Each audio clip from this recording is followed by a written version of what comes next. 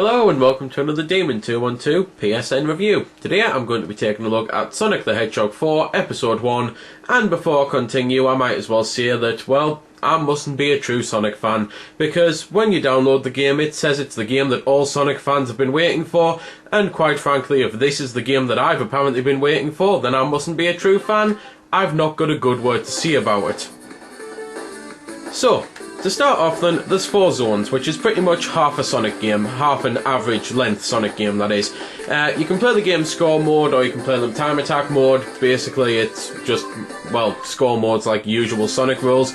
Well, the whole point is you go left to right and up and down and all sorts of other different things to beat the level. Then after you beat 3 levels you get a boss, and you've got to collect rings, because if you don't then you hit an enemy there and die.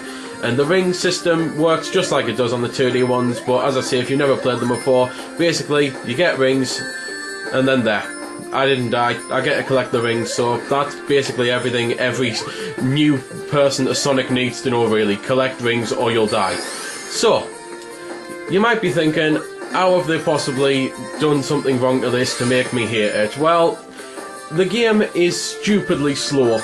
It's one of those, I've always been led to believe that Sonic games are about speed, and a sense of speed, and that you're supposed to be really fast and just, like, zooming around the place. And compared to the other Sonic games like 2 and 3 and Knuckles, this pretty much feels like the 50Hz version of Sonic 1. It is so pathetically slow in places, and it's just boring. And it's because there's no sense of speed. I don't know why they've slowed it down, but there's no points at all on the game when I've been off the screen. I've been going so fast. Pretty much the fastest you get is what you see in here, which any veteran will know that it's pretty much average speed really.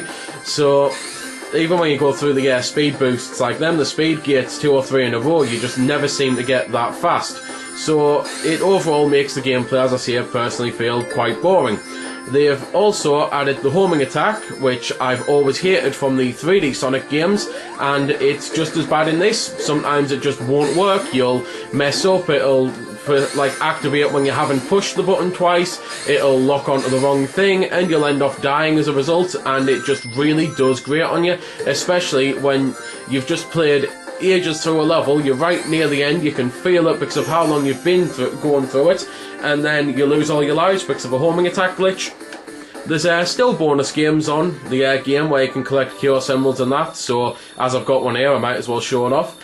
But basically, for £10, $15, 1200 Microsoft points, 1500 Wii points, I think 1200 DSi points, and £6 on an iPod, you're getting half a Sonic game, and it's one of those, no full confirmation's actually been had as to how many parts this game's going to be in. It could be 3, as some people are saying, it could be 5, and if it's 5 parts, you're pretty much paying £50 or $75 for 2.5 Sonic games, and I just don't think that's good value for money. I think it's overpriced, it's glitchy, it's poor quality, and it feels more like a cash-in than a true sequel to Sonic games that I myself have been waiting for some time now. Another new gameplay element they've added is what you're seeing here, where basically there's a pitch black level and you've got a torch that lights the way, and you've, well, got to light up beacons, and you've got to light fuses to blow things up to basically clear your path and be able to see on your path. So it's one of those, I don't know why it's been added. It's quite annoying and irritating because it does mean that you are making blind leaps of faith sometimes, which can obviously result in death. And quite frankly, when the homing attack's killing you enough times as it is, you don't really need any more reasons to die on this game. The only thing the homing attack actually does that might be of any good is if you were pretty poor at Sonic games before, the homing attack makes the bosses far easier. But pretty much running out of things to say. I mean, graphically you can see the game looks okay. I must be honest, I'm quite disappointed considering this is the PS3 version. The backgrounds look great, but I think Sonic himself can look a bit dodgy sometimes. Musically the game sounds okay, so I'll let you have a listen before it ends. But one more slight complaint I've got is that the iPod version's probably the best value for money. Not just because it's cheaper, but because you actually get more content. And here to just mention some of the things is my older brother, who has played the iPod version non-stop since it came out.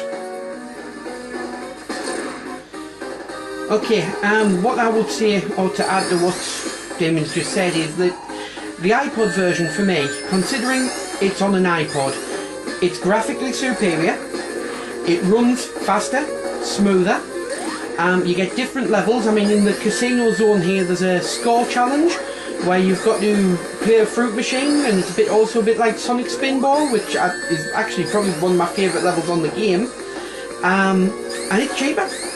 You only pay £6 for that and you're getting a better game. It controls surprisingly well on the touchscreen.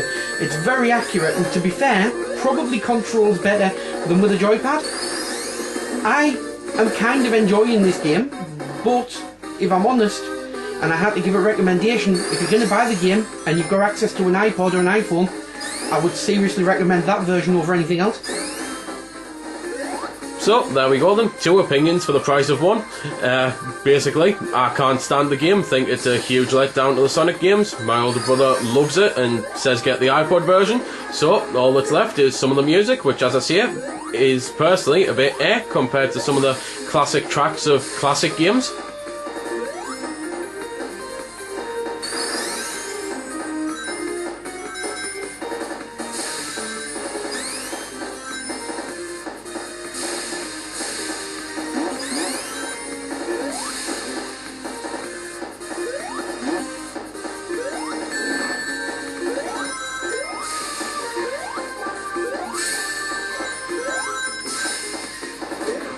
So there we go then, that's been the review. I hope you've enjoyed it, or at least found it helpful. You might have noticed I didn't score the game. Well, that's because it's a matter of personal opinion, and yours may very well differ from my own. I'm just here to show you a bit about the game. If you like it or not, well, that's up to you. If you don't like it, or you do like it, feel free to comment. Also, if I haven't answered any of your questions that you may have had, I might have forgot something, or it might just be something obscure. Again, feel free to comment, ask, always willing to help out. Otherwise, if you don't like commenting on YouTube, head over to www.vc-forums.com, where you can chat with me and a bunch of other lads who love the VC, the WiiWare, and hell, even a lot of other systems. We cater to pretty much everything. You can just go there, have a chat about a game, ask about some games, etc. So until next time, this has been Demon212, signing off.